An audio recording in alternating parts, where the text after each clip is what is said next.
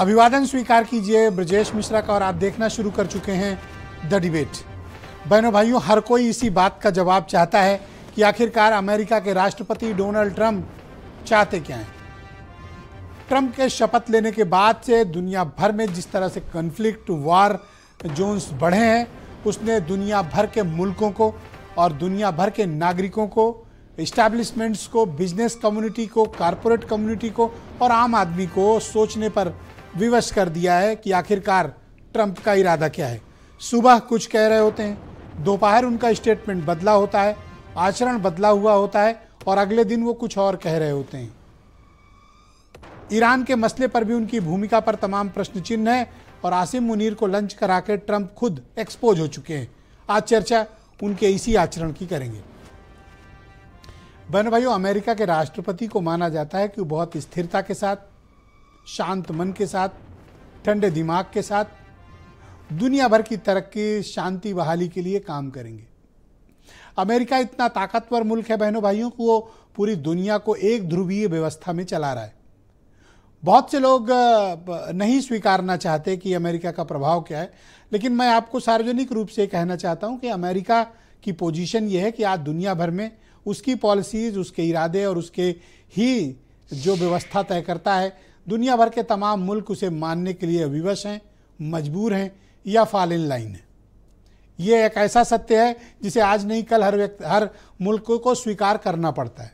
America का प्रभाव अर्थव्यवस्था पर, सैन्य व्यवस्था पर, ताकत पर इतना अधिक कंट्रोल है और सबसे बड़ी बात उसका डॉलर, उसकी सैन्य क्षमता और उनकी आर्मी की ग्लोबल प्रेजेंस, टेक्नोलॉजी पर उनका बहुत आगे होना और दुनिया भर के मुल्कों पर प्रतिबंध लगा के सबको कट टू साइज रखना, यह अमेरिका की सबसे बड़ी ताकत है।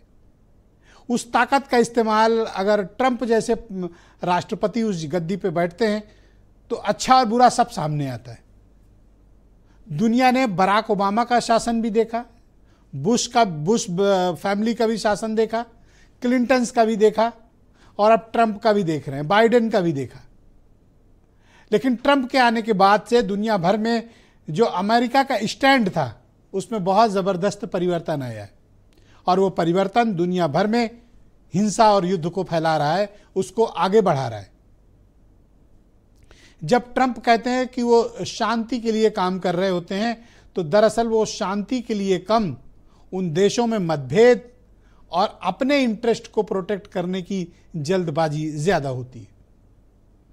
ट्रंप ने कहा था कि जब वो सत्ता में आएंगे, मैं एक एक करके आपको याद दिलाना चाहता हूं। ट्रंप ने कहा था कि जब वो सत्ता में आएंगे 24 घंटे के भीतर रूस और यूक्रेन का वार रोक देंगे।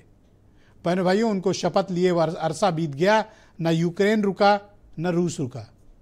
यूक्रेन के राष्ट्रपति के साथ व्हाइट हाउस में उनका किया गया आचरण दुनिया भर के राष्ट्राध्यक्षों को ये चेतावनी दे गया कि ये व्यक्ति किसी भी राष्ट्राध्यक्ष के साथ व्हाइट हाउस बुलाकर कैसा भी व्यवहार कर सकता है। एक अविश्वास की भावना चली गई। न तो आज तक वो रूस को तैयार कर पाए, न यूक्रेन को तैयार कर पाए। ये उनके विदेश नीति का सबसे बड़ा फेल्योर। बहनों भाइयों, उसके बाद टैरिफ वार शुरू किया डोनाल्ड ट्रंप ने और औंधे मुंह गिरे। जिन जिन देशों के खिलाफ प्रतिबंध लगाए, कुछ तो फॉल इन लाइन हुए, लेकिन बहुतों ने जवाब भी दिया, जैसे कनाडा और चाइना ने। भारत को जवाब देना बहनों भाइयों बाकी है। हो सकता है कोई कूटनीति, विदेश नीति, अर्थनीति, कोई सेक्टर, इस कारण भारत सरकार अभी ट्रंप के मामले को लेकर कोई डिसाइसिव एक्शन नहीं ले रही है। लेकिन बहनों भाइयों, अब वक्त है ट्रंप को जवाब देने का। ट्रंप ने सारी मर्यादाओं को लांघ दिया और उस मर्यादा के लांघने का मैं जिक्र और एविडेंस के साथ बात करूंगा आपसे। ट्रंप ने पाकिस्तान आर्मी के चीफ सैयद आसिम मुनीर को व्हाइट हाउस के भीतर लंच पर किस कैपेसिटी में आमंत्रित किया? ट्रंप एक राष्ट्राध्यक्ष हैं। अगर उनको अपने समकक्ष से मिलना है तो उन्हें आसिफ अली जरदारी से मिलना चाहिए था। उन्हें बात करनी थी तो शहबाज शरीफ से बात करनी थी। लेकिन दुनिया में ऐसे आचरण और उदाहरण मिलेंगे नहीं जहां अमेरिका का राष्ट्रपति व्हाइट हाउस में एक देश की आर्मी के चीफ को बुलाकर वहां पर उससे रणनीति की बात करता है, डिप्लोमेटिक डिस्कशन करते हैं। बिजनेस डिस्कशन होता है और सैन्य रणनीति पर बात होती है। तो क्या पाकिस्तान के राष्ट्रपति और प्रधानमंत्री अमेरिका के लिए मैटर नहीं करते हैं?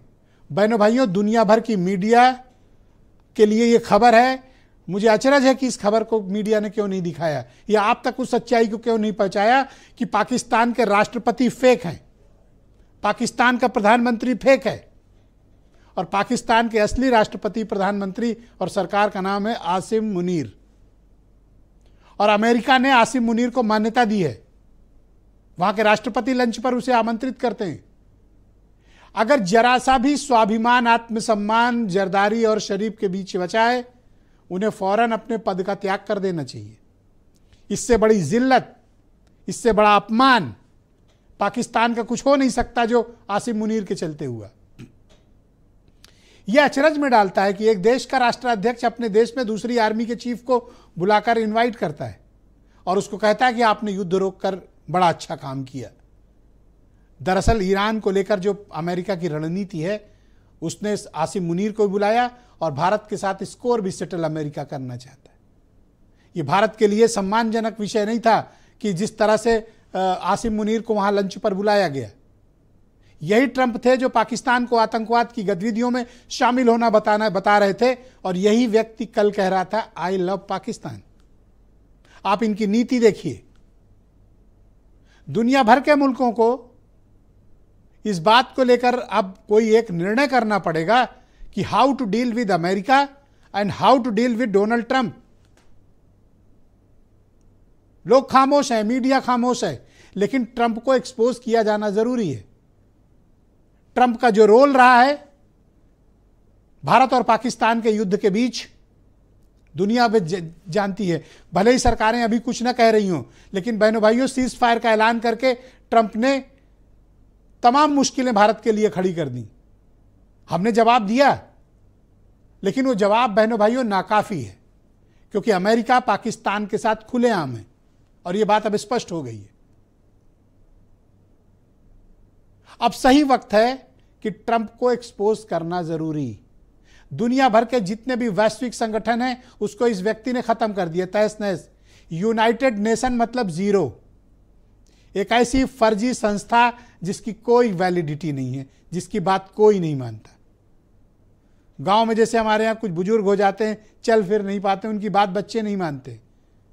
यूनाइटेड नेशन उससे भी बदतर हालत में है और यूनाइटेड नेशन का सिक्योरिटी काउंसिल फेक, फ्रॉड और फर्जी है।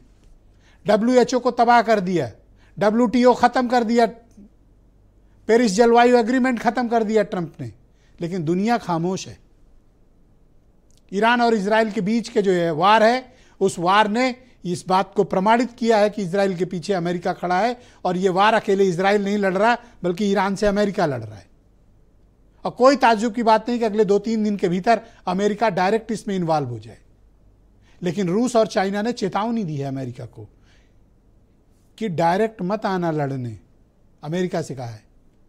इसका मतलब साफ है कि तब फिर स्थितियां दूसरी तरफ बढ़ेंगी। तो क्या ट्रंप की ये सब गतिविधियां वर्ल्ड वॉर 3 की तरफ दुनिया को धकेल रही हैं?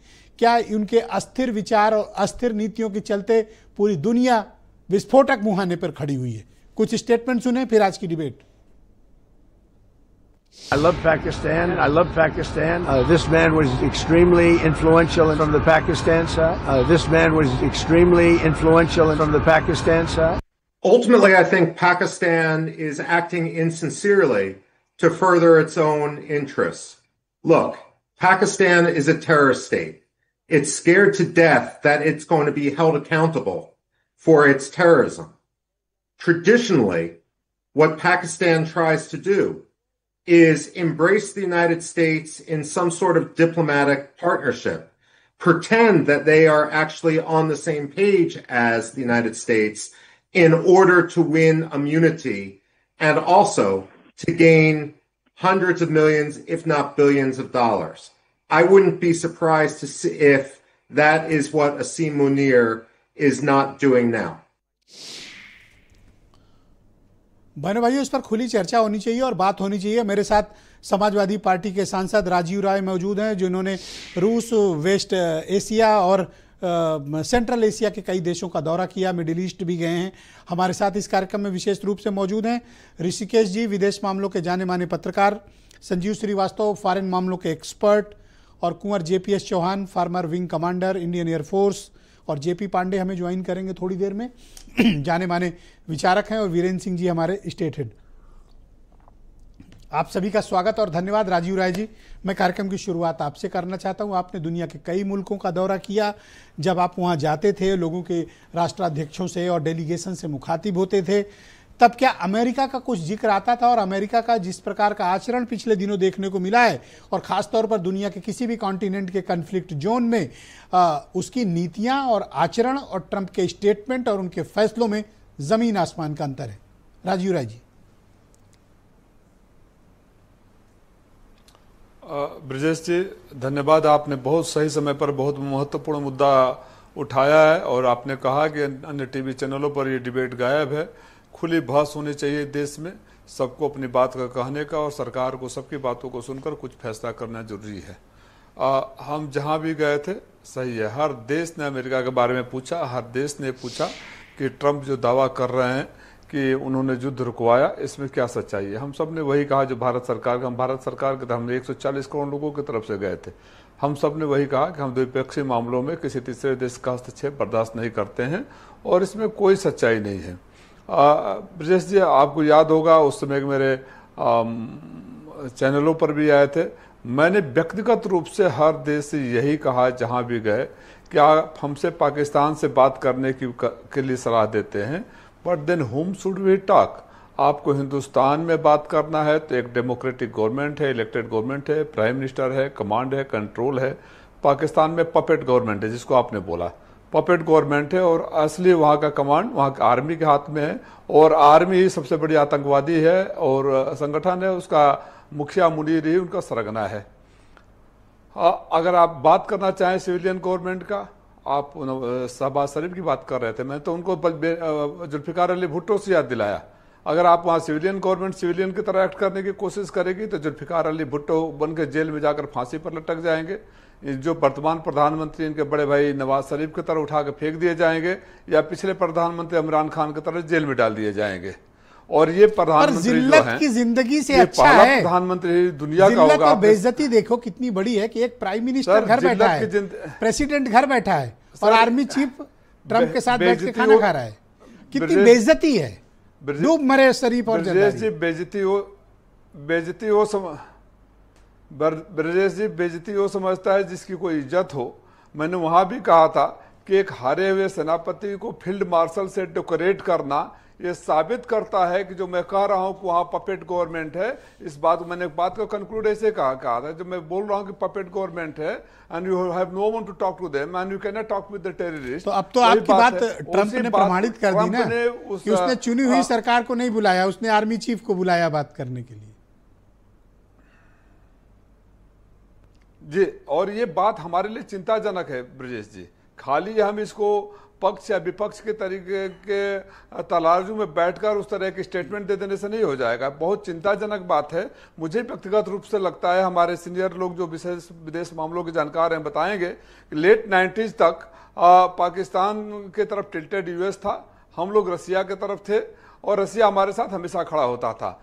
एक दौर आया, लिबरलाइजेशन का दौर आया, पाकिस्तान को उसी यूएस ने 4 बार 2008 से लेकर लेटेस्ट 2022 तक FATF में उनको रखा, ग्रे लिस्ट में रखा, टेररिस्ट स्टेट के रूप में रखा। 22 से में उस ग्रे लिस्ट से भी हटा दिया।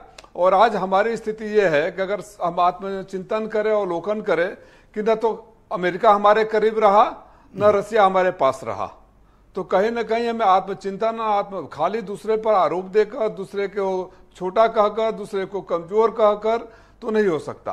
इसीलिए मैंने आज भी सुबह कहा था, आपके लोग भी थे, आज भी मैंने सुबह कहा था कि मैं व्यक्तिगत रूप से चाहूंगा कि मैं अपने प्रधानमंत्री और अपने देश की सरकार के ऊपर भरोसा करूं। लेकिन जो ट्रंप हर दूसरे दिन बोल देता है कि उसने मैंने युद्ध को हमने रुकवाया, तो अब समय आ गया कि प्रधानमंत्री जी को इस पर जवाब देना चाहिए। और पहली बात जो ट्रंप का स्टेटमेंट है ब्रजेश जी कि मुनीर की तारीफ कर रहा है और हमारे प्रधानमंत्री जी को कह रहा है, ही लव्स पाकिस्तान, मुनीर के बारे में बोल रहा है प्रधानमंत्री जी के, ये हमारे लिए, आपके लिए, देशवासियों के लिए अपमान का विषय है। हिंदुस्तान के प्रधानमंत्री की तुलना उस आतंकवादी संगठन के सरगना से नहीं हो सकती। मुनीर और प्रधानमंत्री जी इस बात पर भी देश को विचार करना। और अमेरिका ने जो इंडोर्समेंट दिया है आसिम मुनीर को, इसकी निंदा होनी चाहिए, सार्वजनिक निंदा होनी चाहिए। मिलिट्री से क्यों बात करेंगे भाई? बात करेंगे इलेक्टेड गवर्नमेंट से। Who is this Asim Munir? क्यों बात करेगा कोई इससे? आतंकवादियों से कोई बात करेगा? सर, मैं ऋषिकेश जी को आमंत्रित करना चाहता हूं, पीटीआई से जुड़े हुए और बहुत ही सीनियर जर्नलिस्ट हैं, फॉरेन मामलों के एक्सपर्ट हैं। ऋषिकेश जी, बहुत शुक्रिया आपका।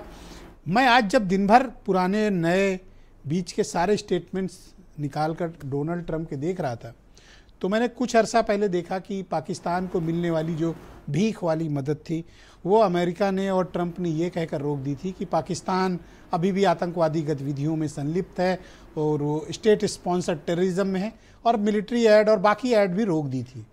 लेकिन वही राष्ट्रपति आसिम मुनीर जैसे डिक्टेटर को बुलाते हैं व्हाइट हाउस में, जबकि इलेक्टेड गवर्नमेंट बेचारी बैठी हुई है, पंगु बनी हुई। ईरान और इजराइल को लेकर भी उनके जो किसी स्टेटमेंट्स रहे, यूक्रेन और रसिया को लेकर उनके जो स्टेटमेंट्स रहे, जो कन्फ्लिक्ट जोन थी वो ट्रंप की वजह से वार जोन में तब्दील हो गई। आप क्या आकलन करते हैं कि ट्रंप आखिर चाहते क्या हैं?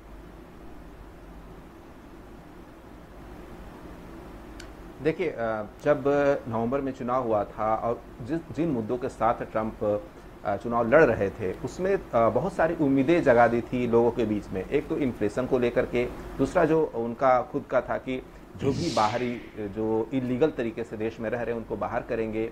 फिर युद्ध को लेकर के उन्होंने साफ कहा था कि रशिया यूक्रेन वॉर को हम खत्म करेंगे, बाकी मिडिल ईस्ट में शांति लाएंगे।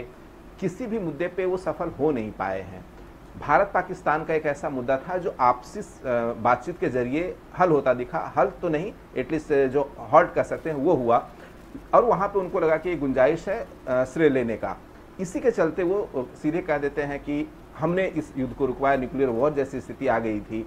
तो जो उनका डोमेस्टिक फेल्योर है उसको वो कंपनसेट करना चाहते हैं विदेशी जो भी घटनाएं हैं वहाँ पे श्रेय लेकर के। लेकिन आप देखेंगे कि जिस तरीके से उनके डोमेस्टिक में मागा, इनफैक्ट जो ईरान और इजराइल के बीच में जो लड़ाई चल रही है, उनके जो सपोर्टर्स है वो खुद डिवाइडेड हैं और वो उनके लिए एक बड़ी चिंता की बात है। और ये बार बार कई लोग इसका जिक्र भी कर रहे हैं, हालांकि ट्रंप कहते हैं कि ये उनके लिए बड़ी चुनौती नहीं है। तो मुश्किल में ये बात आपको एज एक्सपर्ट, एक फॉरेन मामलों के इतना पुराना अनुभव आपके पास है, एक इलेक्टेड गवर्नमेंट को ना बुला के एक मिलिट्री चीफ को बुलाकर उसके साथ डिस्कशन करना, चाहे वो सैन्य डिस्कशन हो, एक मिलिट्री चीफ को और किस लिए बुलाया जाएगा, ये बात आपको हैरान नहीं करती?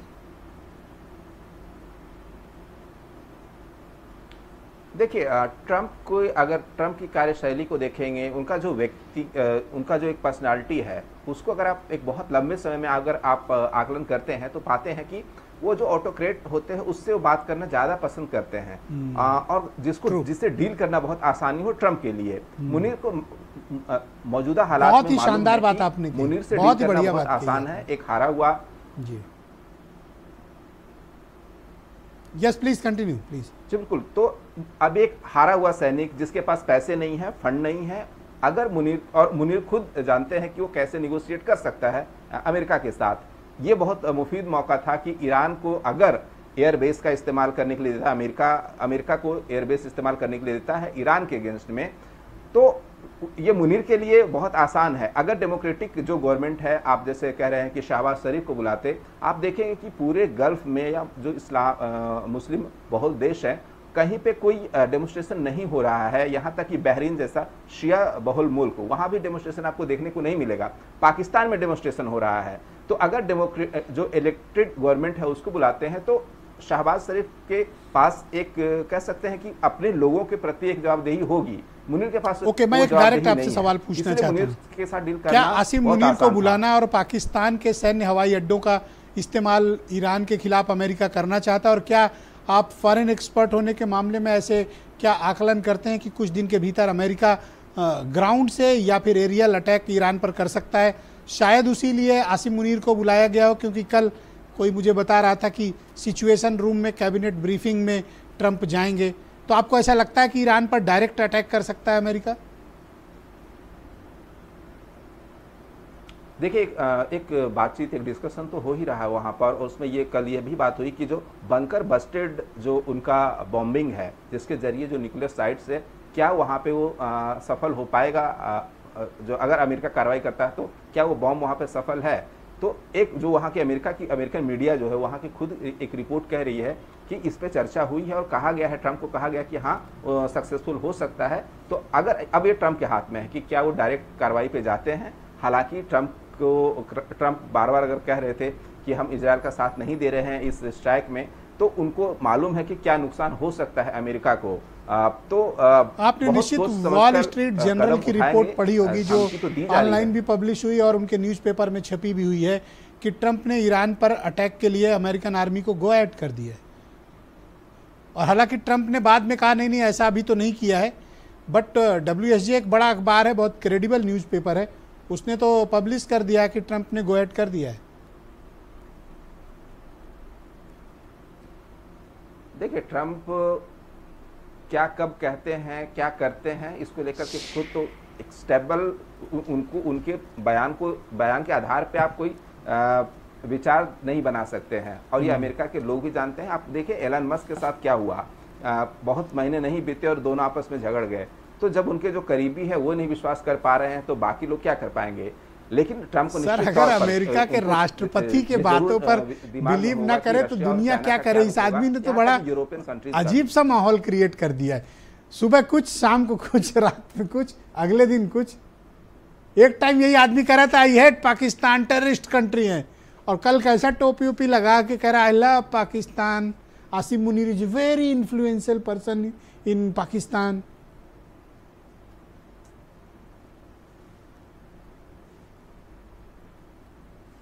मुश्किल है। और एक बात और यहाँ पे मैं जरूर जिक्र करना चाहूँगा कि जब विक्रम मिस्री हमारे जो फॉरेन सेक्रेटरी है उन्होंने बयान दिया कि ट्रंप ने प्राइम मिनिस्टर मोदी को इनवाइट किया था वॉशिंगटन, आप एक देख सकते हैं कि ट्रंप एक ब्लफ खेलना चाह रहे थे। एक वक्त में मुनीर को भी बुला रहे थे और उसी वक्त में प्रधानमंत्री मोदी को। तो क्या एक जो सेनाध्यक्ष है मुनीर जैसा, जो हारा हुआ है और जो एक टेररिस्ट को सपोर्ट करता है, वहां पे पीएम मोदी को एक साथ बुला करके वो क्या करना चाह रहे थे? आई अप्रिशिएट प्रधानमंत्री मोदी और भारत सरकार कि उन्होंने ट्रंप के इनविटेशन को ठुकराया, बहुत सही काम किया। हम क्यों किसी के तीसरी कंट्री में जाकर किसी के दुश्मन मुल्क की आर्मी के चीफ से बात करेंगे? कोई वजह नहीं बनती। And I appreciate prime minister Modi and Indian government and ministry of external affairs, उन्होंने बिल्कुल सही कदम उठाया। बिल्कुल मध्यस्थता स्वीकार नहीं होगी और इस तरह के आतंकवादियों से कोई बात नहीं होगी। मैं संजीव श्रीवास्तव फॉरेन मामले के बहुत टॉप एक्सपर्ट हैं, हमारे साथ इस कार्यक्रम में जुड़े हुए हैं। संजीव भाई, बहुत स्वागत आपका, धन्यवाद। ये बात डिप्लोमेटिक सेक्टर में किस तरह से ली गई कि इलेक्टेड गवर्नमेंट को लात मारकर एक डिक्टेटर जो आर्मी के चीफ है, जिसका बहुत दागदार कैरियर है, उसको व्हाइट हाउस बुलाया गया। दूसरा, ईरान के साथ अमेरिका जो कर रहा है, क्या वो जस्टिफाइड है? और दुनिया भर के कन्फ्लिक्ट जोन वार जोन में क्यों तब्दील हुए?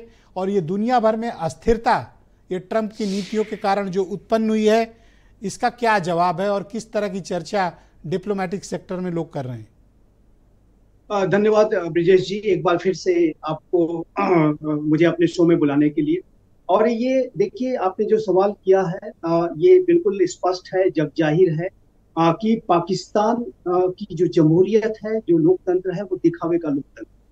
और जैसा कि माननीय सांसद राजीव जी ने कहा कि वहां पर जो सरकारें हैं वो पपेट जो गवर्नमेंट्स होती हैं, वहां के जो प्रधानमंत्री हो, राष्ट्रपति हो, वो कठपुतली की तरह से होते हैं। और रियल जो डिसीजन मेकर्स हैं वो पाकिस्तान की सेना और वहां की जो खुफिया एजेंसी ISI की लेती है। और अब वर्तमान समय में इस बात का जो एक्नॉलेजमेंट है वो सीधा सीधा ओपनली अमेरिका जैसा राष्ट्र भी कर रहा है। हम भी लगातार इस बात को कहते हैं और हम इस तरह के पब्लिक डिस्कोर्स में जब भी डिस्कशन पाकिस्तान के बारे में होता है तो इस बात को हम सभी डिस्कस करते हैं कि पाकिस्तान के जो रियल रूलर्स हैं वो पाकिस्तान की आर्मी और ISI ही है। और यूनाइटेड स्टेट्स ऑफ अमेरिका के राष्ट्रपति का मैं इनको फेल्ड मार्शल मुदीर कहता हूँ, क्योंकि ये बेहद, जैसे अभी ऋषिकेश जी ने कहा, वो हारे हुए व्यक्ति हैं, वो असफल व्यक्ति हैं, लेकिन जाहिर है कि अपनी महिमा मंडन के लिए और अपनी असफलताओं पर पर्दा डालने के लिए उन्होंने अपनी पदवी बढ़ा ली, जबकि कायदे से तो इनका डिमोशन होना चाहिए था, लेकिन ये अब फील्ड मार्शल अपने उपाधि धारण कर। संजीव भाई, मैं आपको इंटरप्ट नहीं करना चाहता, लेकिन आज के दिन में सच्चाई है कि अमेरिका का राष्ट्रपति उस आदमी को व्हाइट हाउस बुलाता है, उसके साथ लंच कर रहा है। यह हमारी प्रतिष्ठा पर बहुत बड़ा धक्का है। देखिए ब्रिजेश जी, मैं ये अपनी बात को इसमें ये कहूंगा कि पाकिस्तान की जो टेरिटरी का जो एक्सप्लॉयटेशन, मैं यूटिलाइजेशन नहीं कहूंगा, इसको कहूंगा कि शोषण अमेरिका ने समय समय पर जब कभी भी उसे मौका मिला है उसने किया है। और पाकिस्तान को यूनाइटेड स्टेट्स ऑफ अमेरिका भले से ये स्वीट वर्ड इस्तेमाल करे कि I love Pakistan, this Pakistan, that Pakistan, लेकिन वो पाकिस्तान को एक क्लाइंट स्टेट के तौर पर इस्तेमाल करता है। जब चाहता है जिस तरीके से उसको तोड़ता है, मरोड़ता है और उसका पूरा शोषण करता है। मैं आपको याद दिलाना चाहूंगा कि 9/11 की जो घटना हुई थी अमेरिका में, सबसे बड़ा आतंकी हमला हुआ था, उस समय जब अमेरिका ने तालिबान के जो शासन अफगानिस्तान में था उसके विरुद्ध जब युद्ध की तैयारी कर रहा था, तो तत्कालीन जो राष्ट्रपति से और जो सेना के जो सैनिक शासक थे जनरल मुशर्रफ, उनको राष्ट्रपति बुश ने कहा कि either you are with us और अगेंस्ट अस। और उसी रातों रात मुशर्रफ ने अपना जो करवट है वो बदली, यू टर्न लिया और तालिबान का साथ छोड़ करके सीधा सीधा वो अमेरिका के खेमे में आके बैठ गए। और उसकी एवज में अमेरिका ने उन्हें कुछ चंद डॉलर दिए और F-16 जैसा विमान पकड़ा दिया।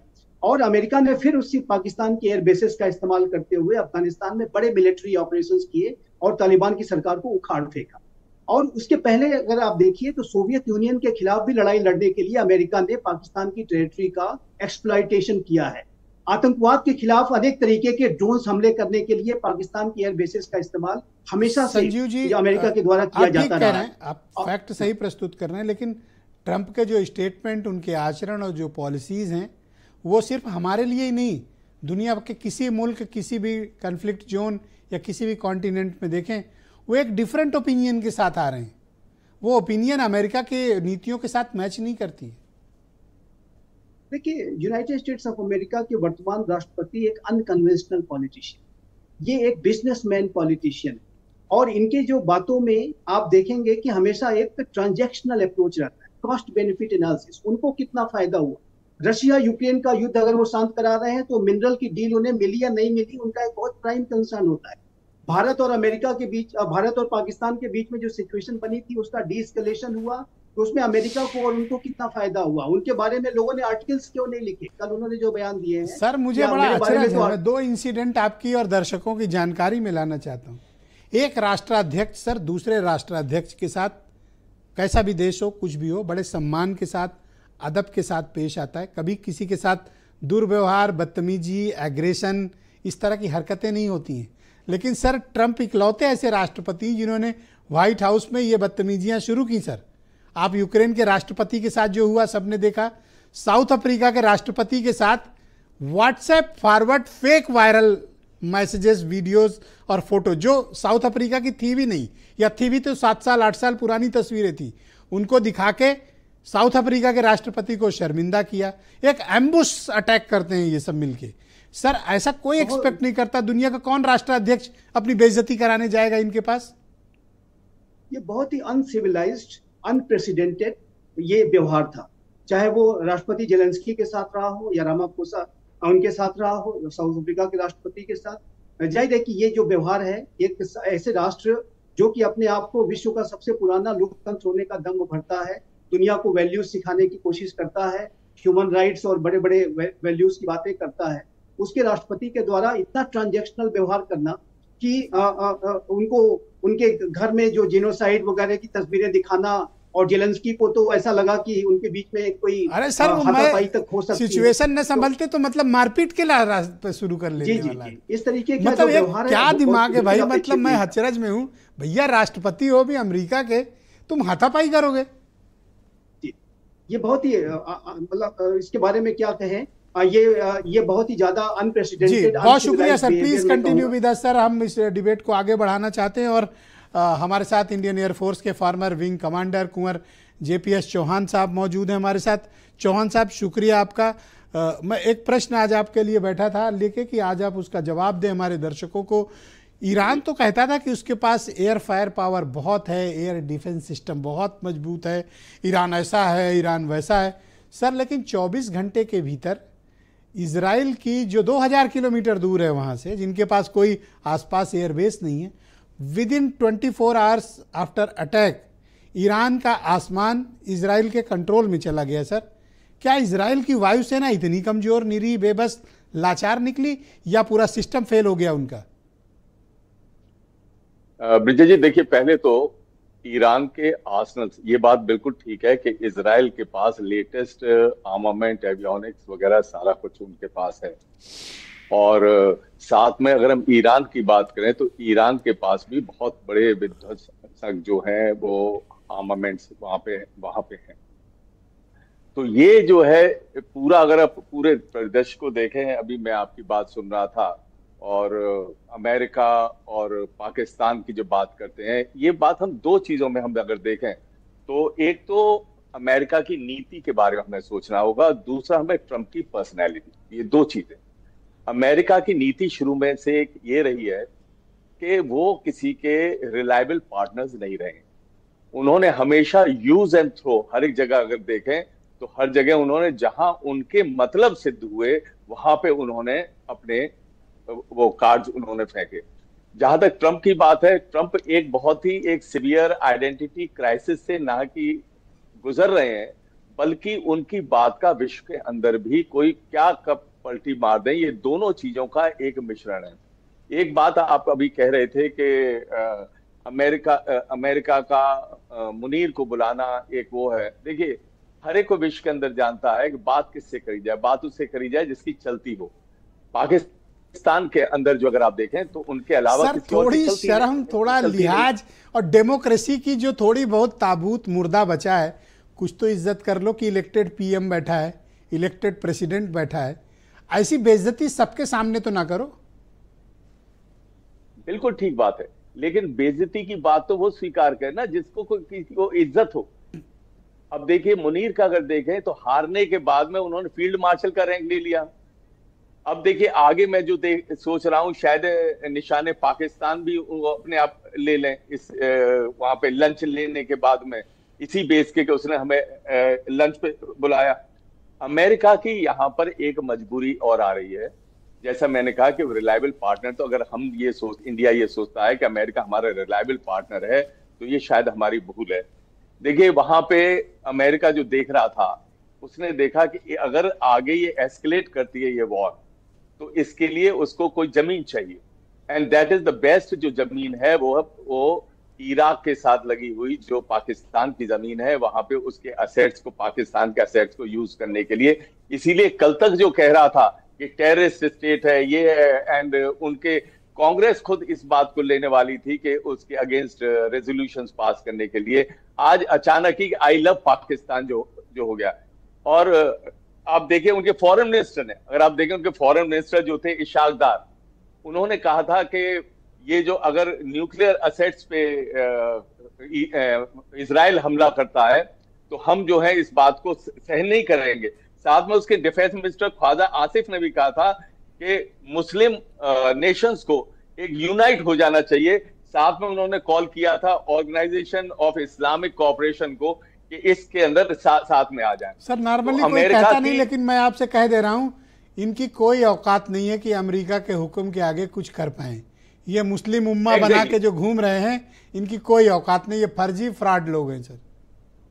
एग्जैक्टली मैं आपसे एक शब्द इसके बारे में ये कहना चाहता हूं, बिल्कुल आपने सही फरमाया कि आज लंच के अंदर उनको जो विश लिस्ट थी अमेरिका की और ट्रंप की, वो परोसी गई, और जैसे कड़वी दवाई होती है और उसको पेशेंट को गटकना पड़ता है, मुनीर की हालत उसी तरीके से। बहुत शुक्रिया sir, please continue with us sir. Second round में आपके बाकी ओपिनियन को सम्मिलित करेंगे।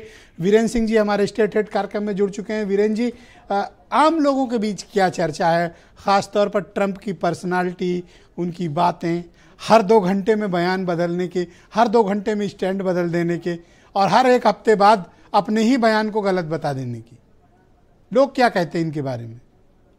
देखिए, ट्रंप को लेकर अब एक राय ये बनती जा रही कि वो एक दादागिरी की तरह नेतागिरी कर रहे हैं और ट्रंप पूरी दुनिया में उथल पुथल मचाने पर आमादा हैं और वो किसके दोस्त हैं और किसके कब दुश्मन हैं ये भी नहीं पता लग पा रहा है। और उनके बयान जिस तरह से तेज़ी से बदलते हैं उससे ये जाता है कि वो भरोसेमंद साथी नहीं रह गए हैं, ना वो भरोसेमंद देश हैं, ना वो भरोसेमंद राजनयिक रह गए हैं। तो ये बहुत कठिन दौर है जब पूरी दुनिया में सबसे ताकतवर मुल्क का एक नेता, एक राष्ट्रपति इस तरह से जो है व्यवहार कर रहा है। ब्रजेश जी,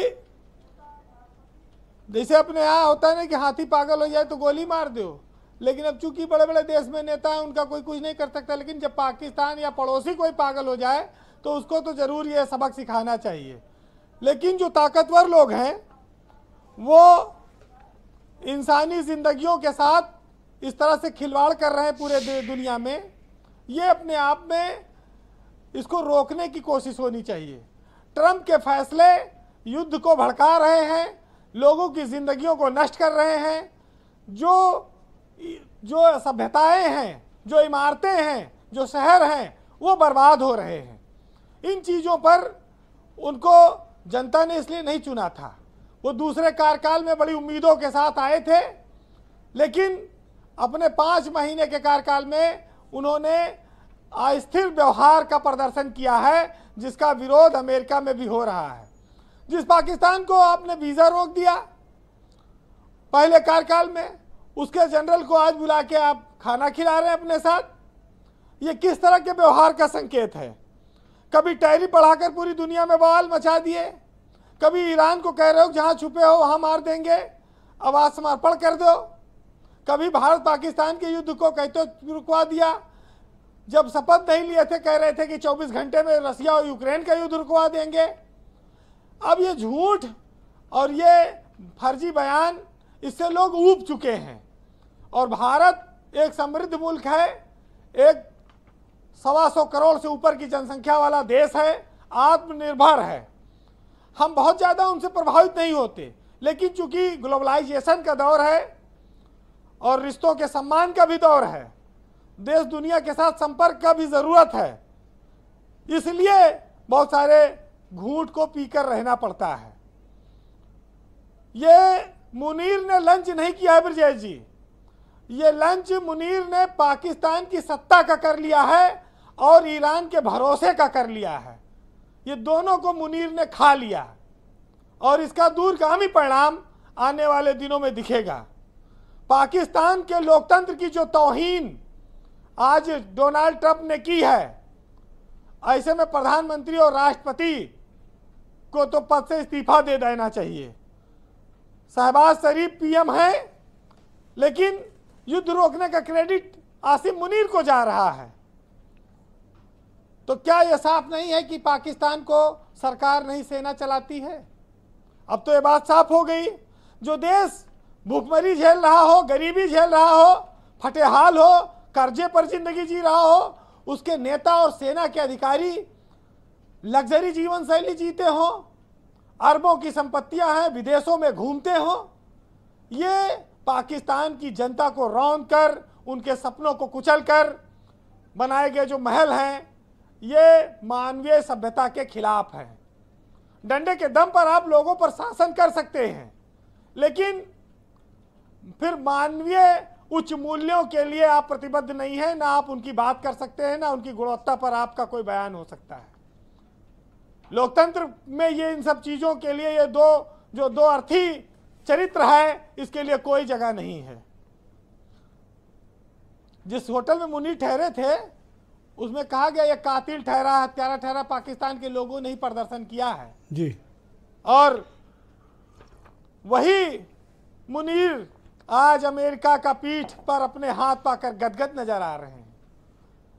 क्या ये जो मुलाकात हुई है ये कोई राजनीतिक तरीके से हुई या बिजनेस मैनों ने मुलाकात कराई, सलाहकारों ने, प्रभावशाली लोगों ने कराया है? एक इस तरह की चर्चा आ रही है। और जो सौदा किया है मुनीर ने उसमें पाकिस्तान और ईरान दोनों शामिल है। और आपको बताऊं कि जी वीरेन जी, देखिए ट्रंप को ऐसा लगता है कि बहुत लंबे समय तक वो अपना कार्यकाल ये पूरा कर पाएंगे, इसमें थोड़ी आशंका है। हमारे यहाँ एक कहावत है ब्रजेश जी कि पासों का जो खेल है उसमें शकुनी अपने हरामीपन से चाहे भले जीत गया हो, लेकिन इतिहास आज भी उस पर थूकता है। तो ये थोड़ा शब्दों का चयन वीरेन जी, थोड़ा, तो ये तो इतिहास में लिखा है ना। लेकिन एक चीज और जान लीजिए कि इंसान को दो तरह की भूख लगती है। जो पेट की भूख होती है वो तो खाने से शांत हो जाती है, लेकिन जिसको विस्तारवादी भूख, दूसरों पर राज करने की भूख, दूसरों पर अत्याचार करने की भूख लग जाती है, तो वो लोगों के सामने झूठी कस्में खाता है, अपराधियों को भी सही साबित करता है, और फिर उसका हश्र आखिर में बड़ा बुरा होता है। जी कंक्लूड। फिलहाल भारत और पाकिस्तान के बीच जो सरहदें हैं, जो स्थितियां हैं, आज तक सिंधु नदी का समझौता बहाल नहीं हुआ है।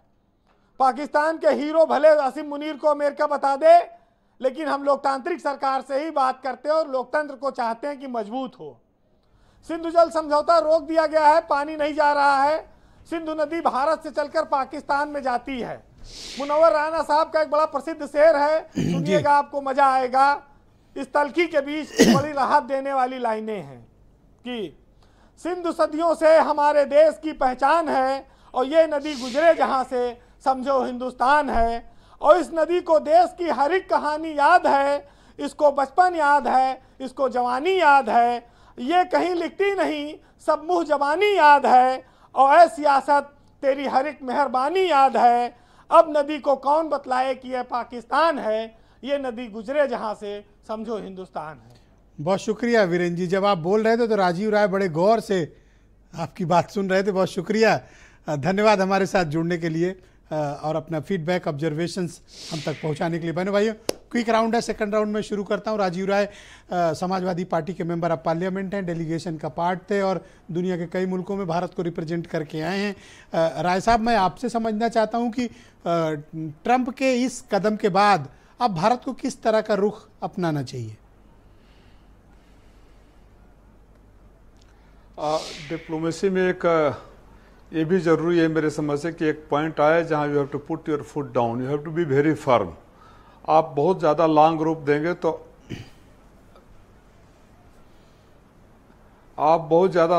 देंगे तो कहीं ना कहीं आपके ऊपर आपकी क्रेडिबिलिटी को लोग डाउट करेंगे। आज की सच्चाई ये है कि ट्रंप ने अमेरिका को भी मजाक का पात्र बना दिया है, क्योंकि और मैं व्यक्तिगत अनुभव से बोल रहा हूँ, कई देश ऐसे हुए हैं जहाँ के जिनसे हम मिलते थे, फॉरेन मिनिस्टर से या पार्लियामेंट्री कमेटी के चेयरमैन से, सब उनका ट्रंप का नाम लेकर हंसते थे।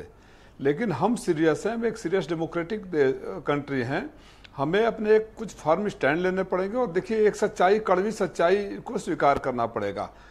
आप उसको बोल दीजिए कि वो पाकिस्तान को इस्तेमाल करना चाहता है, ट्रंप ये करना चाहते हैं, जस्टिफाई किसी भी कर दीजिए, फैक्ट रिमेन्स द सेम कि आज पाकिस्तान जैसा भिखमंगा देश, आतंकी देश, और चीन को तो बहुत सदियों से मैनेज किया हुआ था, अमेरिका को भी मैनेज कर रहा है, रूस भी बहुत खिलाफ नहीं है, अन्य देशों से भी उसको समर्थन पा गए। और हम जो सबसे कभी हम डोमिनेट करते थे डिप्लोमेसी में इंटरनेशनल एरिना पर, कहीं ना कहीं मेरा व्यक्तिगत सोच है कि we have to rethink our strategy and work on. Alright, शुक्रिया राय साहब, हमारे साथ प्लीज कंटिन्यू रहिएगा। हम बाकी भी हमारे मेहमान इस पैनल पे मौजूद हैं। ऋषिकेश जी फॉरेन मामलों के टॉप एक्सपर्ट जर्नलिस्ट हैं, press trust of India PTI से जुड़े हुए हैं। ऋषिकेश जी, मैं आपसे जानना चाहता हूं कि क्या इजराइल और ईरान की वॉर और एस्केलेट होगी, और आपका ऐसा आकलन है कि अमेरिका इसमें शामिल होगा? और क्योंकि ट्रंप ने एक दिन स्टेटमेंट दिया है कि वो सीज फायर नहीं, द एंड चाहते हैं इस मसले का, और क्या खुमनेई शासन को पलट कर, तख्ता पलट करके या उसको मार करके वो मिडिल ईस्ट पर अमेरिका का फुल और फाइनल ओवरऑल कंट्रोल चाहते हैं?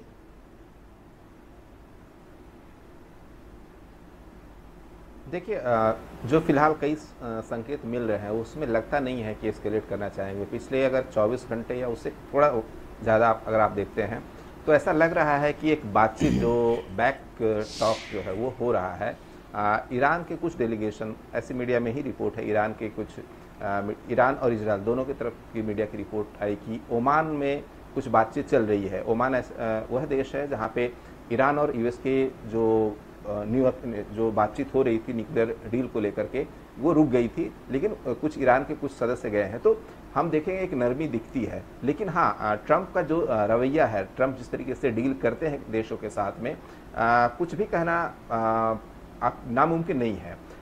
अगर बातचीत के जरिए चीज़ें तय नहीं होती है, और इजराइल, खास करके इजराइल जिस तरीके से दबाव बना रहा है, आप देखेंगे पिछले 12 घंटे में इजराइल की तरफ से ऐसे वीडियो जारी किए जा रहे हैं कि ईरान उनके सिविलियन जो हॉस्पिटल्स हैं या सिविलियन इलाके, वहाँ पे बम्बार्डमेंट कर रहा है, मिसाइल से हमले कर रहा है और लोगों को नुकसान पहुँचा रहा है। तो इजराइल की तरफ से अमेरिका के यूपर दबाव है कि आप इस लड़ाई में सामने आए। अमेरिका बार बार कहता रहा है कि अभी हम साथ नहीं दे रहे हैं, लेकिन जो इजराइल के राजनयिक हैं, जो डिप्लोमेट्स हैं, वो कहते हैं कि यूएस का खुला समर्थन है हमारी तरफ से। तो लेकिन मुझे ऐसा लगता है कि ईरान पर अगर कंट्रोल करने का मकसद अमेरिका का है तो उसे ज़मीनी अटैक करना पड़ेगा। सिर्फ ये एरियल अटैक करके या मिसाइल या फाइटर प्लेन्स के जरिए हमला करके ईरान पर काबू या कंट्रोल नहीं किया जा सकता, क्योंकि उनकी ग्राउंड आर्मी भी है जिसका सामना करना पड़ेगा। जी बिल्कुल। और एक बात और यहाँ पे जो बात राजीव राय कह रहे थे कि भारत को और थोड़ा सा अपने जो डिप्लोमेसी है थोड़ा उसको सख्त करना होगा। मैं कहूँगा कि जो विक्रम मिस्री, जो फॉरेन सेक्रेटरी, उनका जो स्टेटमेंट है, अगर आप उसको गौर से देखेंगे, भारत कभी भी तू मैं की डिप्लोमेसी में यकीन नहीं करता रहा। 70-75 साल का जो इतिहास है, पहली बार ऐसा हुआ कि अगर इंदिरा गांधी की जो बातचीत थी अमेरिका के राष्ट्रपति के साथ उसको छोड़ दें, तो इस बार बहुत एक न्यू नॉर्मल की तरफ हम जाते देख रहे हैं, जिसमें परत दर परत कह के जो स्टेटमेंट है उसमें उसको बयान करके ये कह दिया गया कि हमने आपको मौका दिया था पिछले 2-3 हफ्ते कि आप जो बयान बार बार दे रहे थे उससे आप लौट जाइए, लेकिन अगर अमेरिका नहीं लौटा तो आपके इस जो बयानबाजी, झूठी बयानबाजी थी, हम इसको नहीं सहेंगे। तो भारत ने शायद अपने जो डिप्लोमेसी है उसमें भी एक नया नॉर्मल स्थापित किया है। तो हम आपकी बात से मैं सहमत हूं कि भारत कभी भी डिप्लोमेसी के जो नॉर्म्स, रूल और स्टैंडर्ड प्रोटोकॉल हैं उनका वायलेशन नहीं करता और हम सबका सम्मान का भाव रखते हैं। लेकिन अब आप क्या करिएगा कि अमेरिका का राष्ट्रपति डिप्लोमेसी का जो एक भी शब्द को नहीं मानते हैं, ट्विटर पर गाली गलौज लिखते हैं, अपमानजनक बातें लिखते हैं। किसी से कोई पर्सनल बात भी अगर किसी ने कर दी तो वो बंदा कब उसको पब्लिक डोमेन में डाल दे, कोई यकीन नहीं। पुतिन से अभी बात करते हैं तो कुछ कहते हैं कि Putin is a great guy, अगले में कहते हैं नहीं ही इज एविल, वो बदमाश है, फिर कुछ और कहते हैं, फिर कुछ और कहते हैं। उस आदमी ने डिप्लोमेसी नामक शब्द को ही मिट्टी में मिला दिया। अब डिप्लोमेसी क्या एक्सपेक्ट करेंगे जब आप दूसरे देश के राष्ट्राध्यक्ष को व्हाइट हाउस बुला के बेइज्जती कर रहे हो, वो भी अपने डिप्टी को लगा के, वो भी कैमरों के सामने, मीडिया के सामने। ऐसा दुनिया के इतिहास में कहीं नहीं देखा गया। हम तो घर आने वाले मेहमान की इज्जत करते हैं सर, वो तो राष्ट्राध्यक्ष है सर, आप बदतमीजी कर रहे हो, ये कोई बात हुई?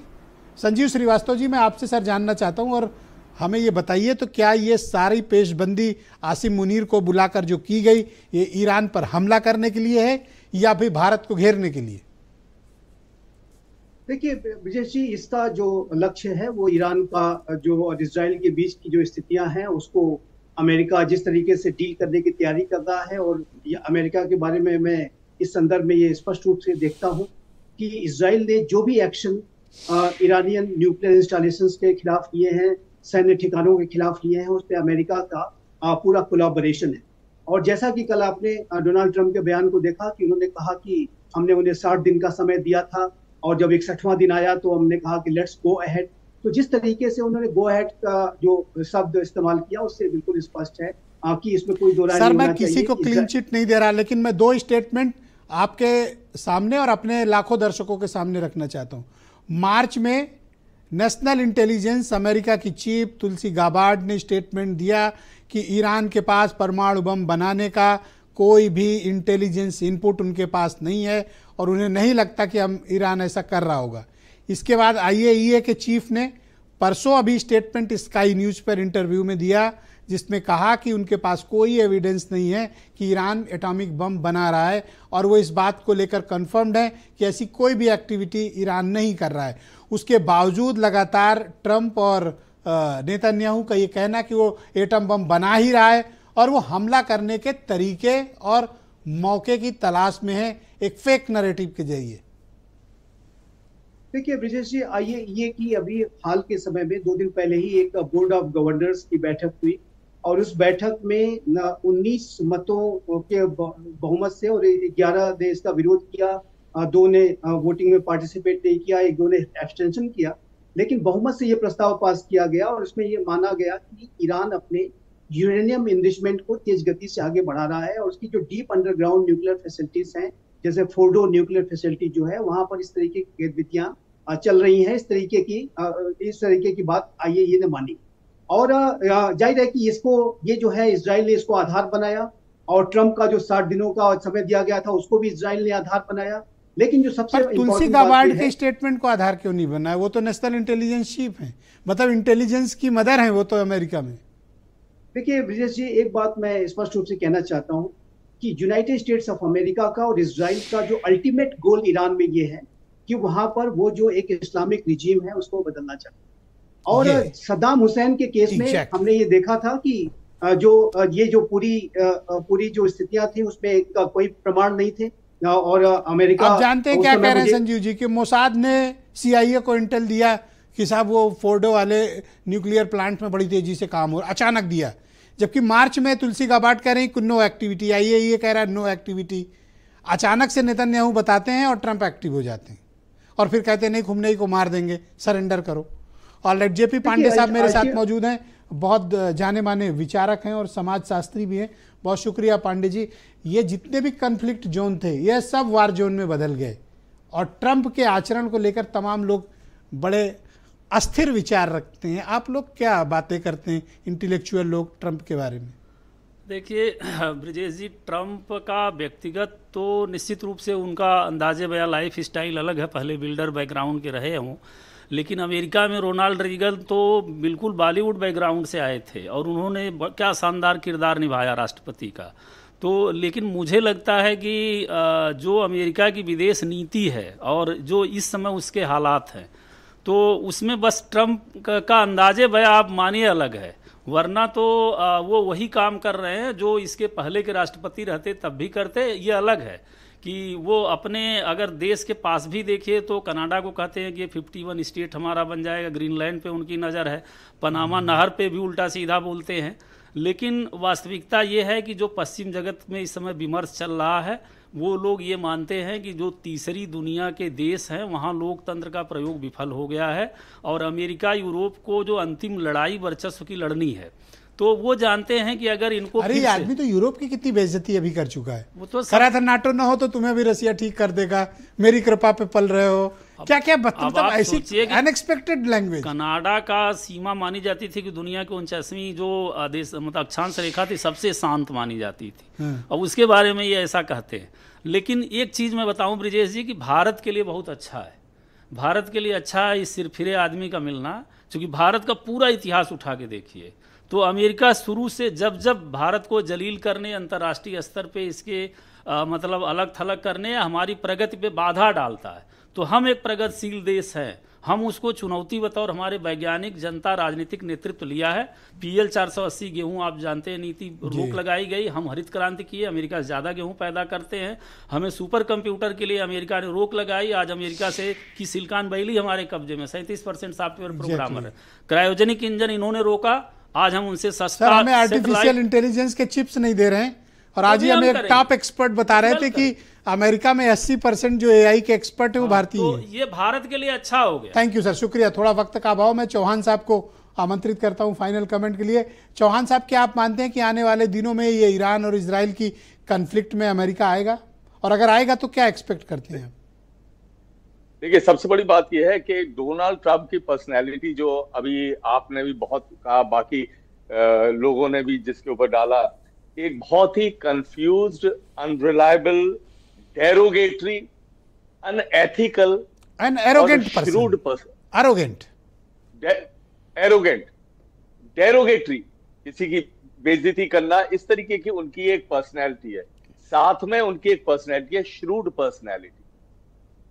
वो जो है दूसरे को, जैसे वीरेंद्र सिंह जी ने भी अभी टच किया था उस बात को, ये दूसरे को आग में जला के और खुद अपना वर्चस्व बनाने वाले हैं। मुझे जो लगता है कि आगे के दिनों के अंदर ये इस तरीके से बातें तो चलती रहेंगी, सारी चीजें। ये हो सकता है कि पाकिस्तान को ही आगे करें, क्योंकि पाकिस्तान तो वो स्टेट है कि जिसके अंदर की आप उनको कुछ चंद पैसे देती, हमेशा उसी तरीके से वो रहा है। और जहां तक इसका सवाल है, ये एक स्ट्रैटेजिक हनीमून है उनका, जो बड़ी शीघ्र ही तलाक होगा, उसका फिर बहुत शुक्रिया चौहान साहब। फिर उसके बाद जी, मैं आपका बहुत आभार प्रकट करता हूं और अपने सभी अतिथियों का बहुत धन्यवाद कि आप सब ने अपने अपने विचार आज इस मामले में, इस प्रकरण पर प्रस्तुत किया। और बहनों भाइयों, आप सबका भी बहुत शुक्रिया। एक छोटा सा ब्रेक लेंगे, ब्रेक के उस पार आपको जीनत सिद्दीकी बताएंगी कि आसिम मुनीर को लेकर इंडियन सोशल मीडिया और बाकी इंटरनेट पे किस तरह के मीम चल रहे हैं कि एक भिखारी खाना खाने के लिए जब व्हाइट हाउस पहुंचता है तो क्या करता है। थोड़ी देर में जीनत सिद्दीकी आपको बताने वाली। एक छोटा सा ब्रेक।